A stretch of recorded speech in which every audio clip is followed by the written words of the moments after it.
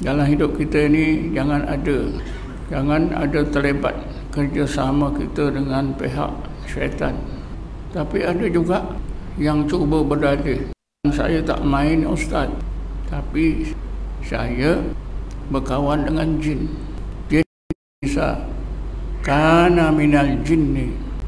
Ingatlah kamu semua ketika kami Allah perintahkan kepada para malaikat, usjudu li adama, wahai para malaikat, sujudlah kamu semua kepada Adam. Fasajadu, maka para malaikat sujud kepada Adam. Illa iblisa, kecuali iblis, kana minal jinni. Iblis itu berasal daripada jin. Jadi kita berdalih, saya tak bersahabat dengan syaitan, saya bersahabat dengan jin. Syaitan memang jahat, jin ada yang Islam. Ini sebenarnya apa itu dalih saja tuan-tuan. Sama saja kita bekerjasama dengan jin pun sama, tidak boleh. Di dalam satu ayat yang lain Allah berfirman, Bismillahirrahmanirrahim, wa kadzalika ja'alna likullin nabiyyin aduwan syayatinul insi wal jinni. Demikianlah kami jadikan untuk tiap-tiap seorang nabi dan umatnya musuh. Syayatinul insi wal jinni, musuh yang terdiri pada syaitan-syaitan manusia dan syaitan-syaitan jin. Bukan saja jin ni asal syaitan, tapi ada juga Allah sebutkan manusia yang seperti syaitan.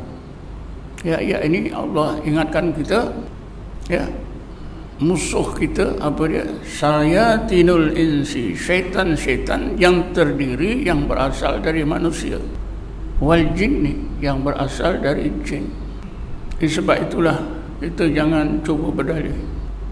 Timbullah masalah tuan-tuan, timbullah masalah kerana dua masalah ini hampir serupa tapi tak sama.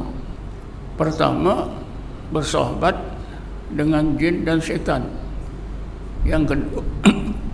Yang kedua minta tolong pada jin. Bersahabat dengan jin berbeza. Tapi ramai orang bila baca kitab terkeliru.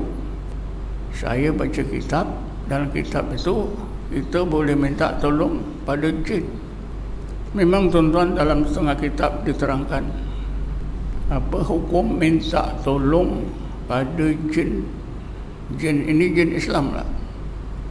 Jawapannya harus ada perkara yang harus dicontohkan dalam kitab, dicontohkan.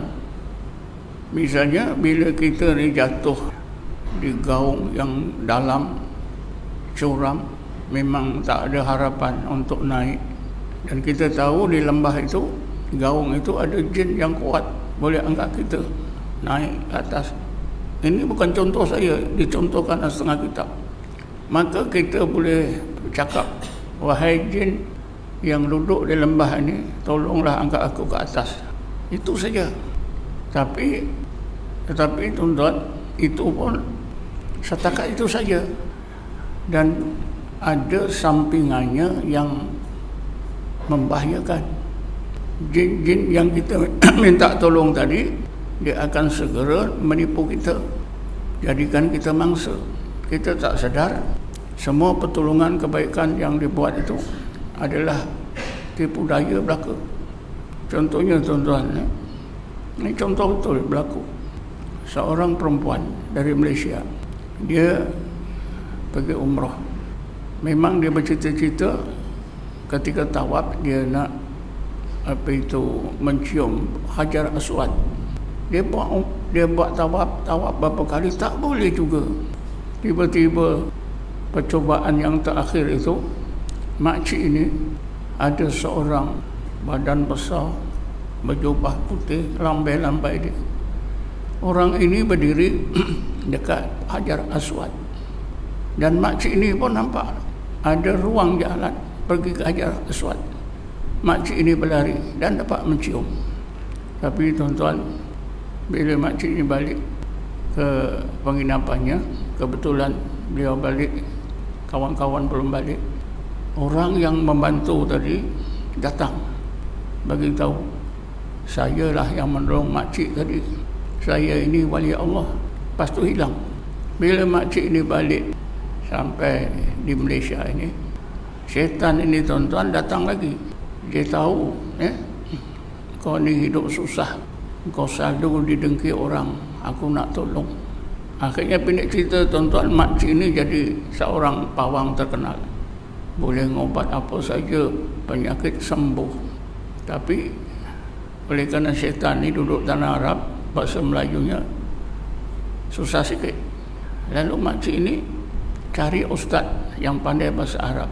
Ustaz ini pun tertipu. Ini betul makcik ini, ini wali Allah. Tapi makcik ini entah bagaimana sesudah lama, berapa tahun kemudian dia terfikir, betul ke wali ini? Jangan-jangan syaitan. Pasal berbagai perkara yang ajaib yang mesti berlaku pada makcik. Datang ke saya, kata saya, makcik tinggalkanlah. Ini memang tipu daya syaitan. Itu bukan kerja wali. Itu bukan kerja wali. Jadi ini satu contoh tuan-tuan.